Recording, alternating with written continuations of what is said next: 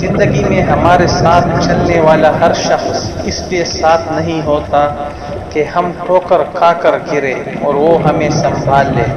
ہاتھ تھام کر گرنے سے پہلے یا بازو کو کھینچ کر گرنے کے بعد، بعض لوگ زندگی کے اس سفر میں ہمارے ساتھ صرف یہ دیکھنے کے لیے ہوتے ہیں کہ ہم کب، کہاں اور کیسے گرتے ہیں۔ لگنے والی ٹھوکر ہمارے گھٹنوں کو زخمی کرتی ہے یا ہاتھوں کو خاک ہمارے چہرے کو گندا کرتی ہے یا کپڑوں۔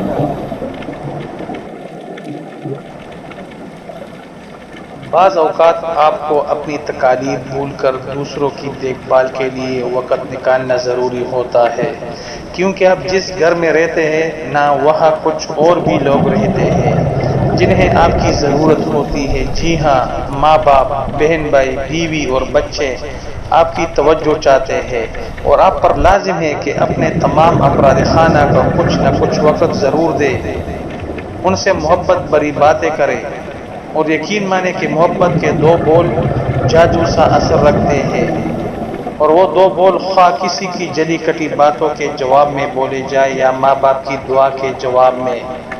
المیہ یہ ہے کہ کوئی بھی شخص آپ کی جانب سے دیے گئے وقت سے مطمئن نہیں ہوتا، لیکن اگر آپ اپنی شدید مصروفیت یا کسی پریشانی کے سبب ان کو زیادہ وقت نہ بھی دے پائے تو کم از کم اپنے ہونٹوں پر ایک پیاری سی مسکراہٹ ضرور سجائے رکھیں۔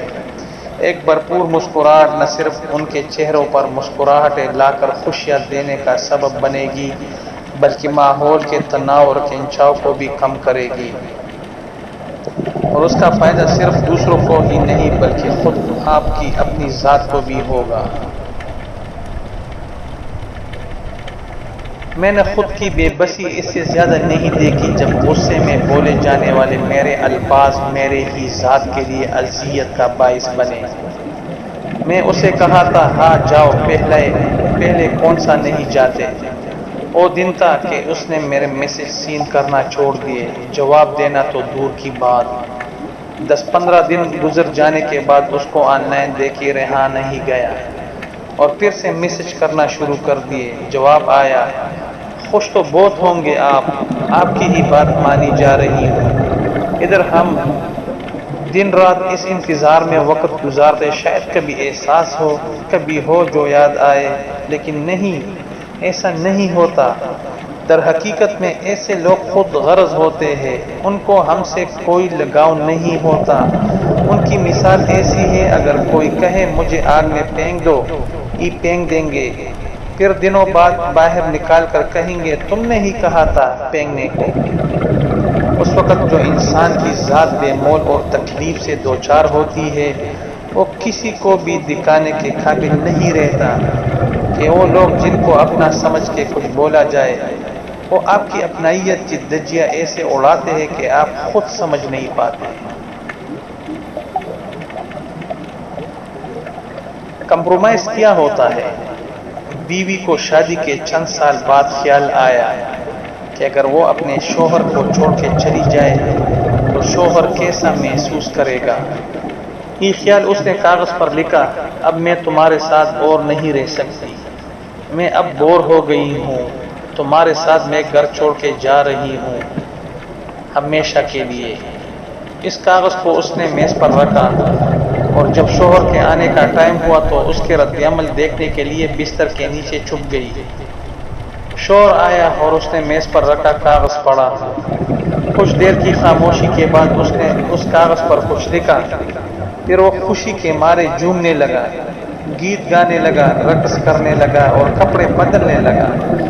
پھر اس نے اپنے فون سے کسی کو فون لگایا اور کہا، آج میں آزاد ہو گیا۔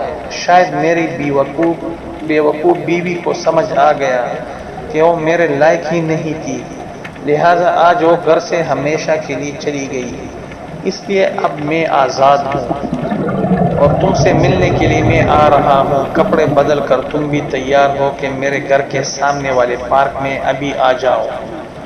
شوہر باہر نکل گیا، آنسو بھری آنکھوں سے بیوی بستر کے نیچے سے نکلی اور کانپتے ہوئے ہاتھوں سے کاغذ پر لکھی لائن پڑھی، جس پر لکھا تھا، بیڈ کے نیچے سے پاؤں دکھائی دے رہے ہیں باؤلی۔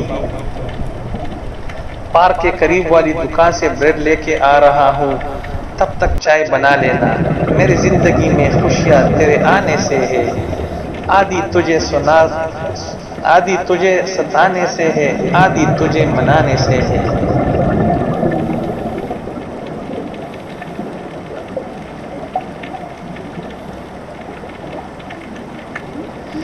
گزرے ہیں تیرے ساتھ جو دن رات ابھی تک، آنکھوں میں بسے ہیں وہی لمحات ابھی تک۔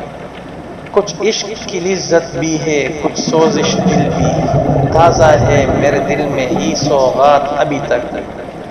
کرتی ہوں کبھی جب تیری تصویر سے باتیں، کیوں آنکھ سے ہوتی ہے یہ برسات ابھی تک۔ وہ تیرا تبسم، وہ محبت بری نظریں، رقصا ہے لہو میں تیری ہر بات ابھی تک۔ رہنے نہیں دیتا مجھے تنہا وہ تصور، زندہ ہے میرے دل میں تیری ذات ابھی تک۔ تو نقش ہے دل پر میرے تصویر کی صورت، بدلے ہی نہیں ہے میرے حالات ابھی تک۔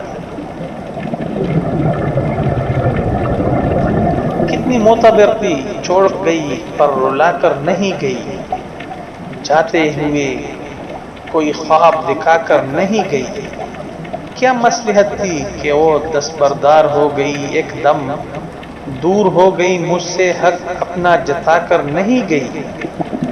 اجازت لے کے وہ رخصت ہوئی مجھ سے، کیسے کہوں کہ بتا کر نہیں گئی۔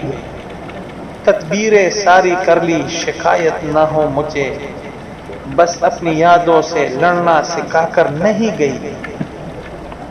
دیکھتا خود کو ہوں چہرہ اس کا نظر آتا ہے، آئینے میں وہ اپنا عکس مٹا کر نہیں گئی۔